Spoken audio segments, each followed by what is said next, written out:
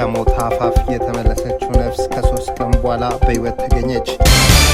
ሰላም የዘጋቢው ተከታታዮቻችን፣ ዛሬም እንደተለመደው አጫጭርና ፈጣን መረጃዎቻችንን ለእናንተ ለቤተሰቦቻችን ይዘን መጥተናል። እንድትከታተሉንም በአክብሮት ጋብዘናል።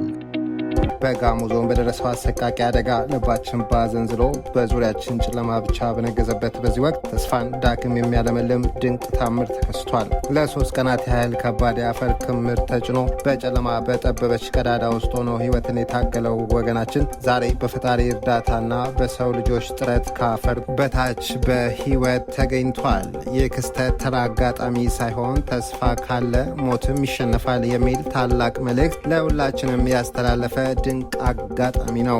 በአፈር ክምር ውስጥ ሆኖ ጥቂት የመተንፈሻ ቀዳዳን ብቻ ተጠቅሞ ለ72 ሰዓታት መቆየት ከሰው አቅም በላይ የሆነ ብርታት ነው።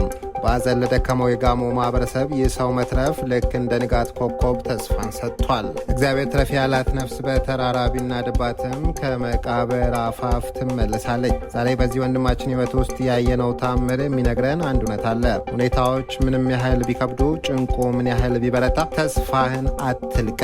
ከአፈር በታች ሆኖ ለሕይወት የታገለው ይህ ሰው እኛ በነፃነት አየር በምንተነፍስበት ዓለም ላይ ሆነ ለገጠሙን ትናንሽ ፈተናዎች እጃችንን እንዳንሰጥ ትልቅ ትምህርት ይሆናል።